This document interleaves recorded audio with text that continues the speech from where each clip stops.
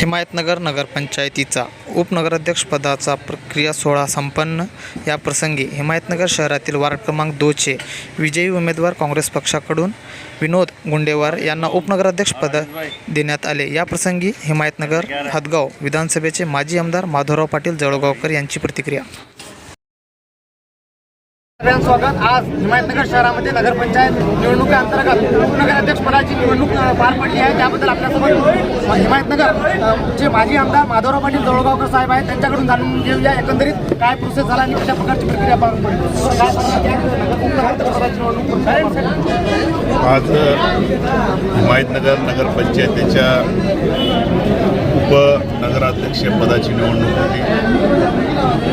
त्या ठिकाणी काँग्रेस, शिवसेना, उद्धव बाळासाहेब ठाकरे आणि राष्ट्रवादी शरदचंद्रजी पवार या संयुक्त सगळ्यांच्या मदतीनं आज या ठिकाणी महाविकास आघाडीचे उमेदवार म्हणून विनोद गुंडेवार आमचा या ठिकाणी उमेदवार होता.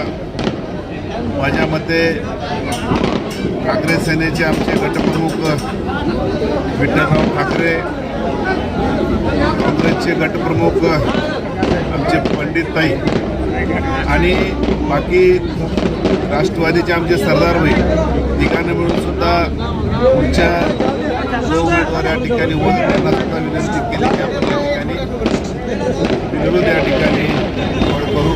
पण इलेक्शन झालं आणि मी सरदारभाई, आमचे विठ्ठलराव ठाकरे, आमचे कुणाल राठोड, आमचा जिशान भाई या सगळ्यांच्या सहकार्यातून या ठिकाणी जे निवडणूक झाली त्यामध्ये माझ्या मते 13-5 या फरकाने त्या ठिकाणी उपनगराध्यक्ष निवडून आला.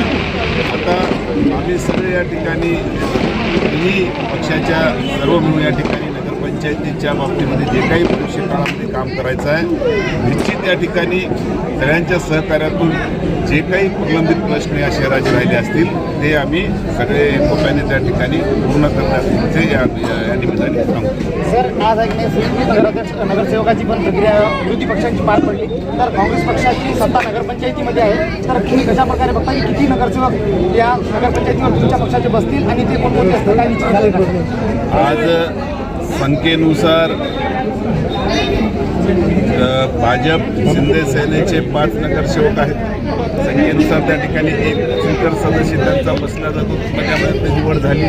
त्यांचे मी या ठिकाणी डॉक्टरांचं अभिनंदन करतो आणि अजून एक त्या ठिकाणी स्वीकृत सदस्य या ठिकाणी बसतो. ते आम्ही लवकरच येणाऱ्या पुढच्या याच्यामध्ये त्याची ते सुद्धा निवडतो. सर, आज आहे ना हिमायतनगर शहरामध्ये नगराध्यक्ष आणि उपनगराध्यक्ष यांची दोघांची नियुक्ती झालेली आहे. तरी काही वर्षांपासून जे पाणी पुरवठ्याचा प्रश्न निलंबित आहे ते कोणत्या कशा प्रकारे आता तुम्ही सुरू करण्याचा प्रयत्न करता? आता नगराध्यक्ष, उपनगराध्यक्ष आणि सर्व नगरसेवक यांच्या उपस्थितीमध्ये पाणी पुरवठ्याच्या संदर्भामध्ये लवकरच बैठक लावून या ठिकाणी कशामुळं प्रलंबित काम थांबलं याचा पूर्ण आढावा घेऊन लवकरच ते काम पूर्णत्वाकडे कसं नेता येईल या संदर्भामध्ये निर्णय. ठीक आहे. येणाऱ्या काळामध्ये खूप असे हिमायतनगर शहरातील प्रश्न आहेत जे विकास कामासाठी थांबलेले आहेत. याबद्दल तुम्ही कोणती अशी ब्ल्यूप्रिंट वगैरे कशा प्रकारे तयार केलेली आहे? येणाऱ्या काळामध्ये तुम्हाला जे काही प्रलंबित प्रश्न राहिले ते प्रश्न मार्गी लागलेले दिसतात. आपल्यासोबत आमदार माधवराव पाटलांचं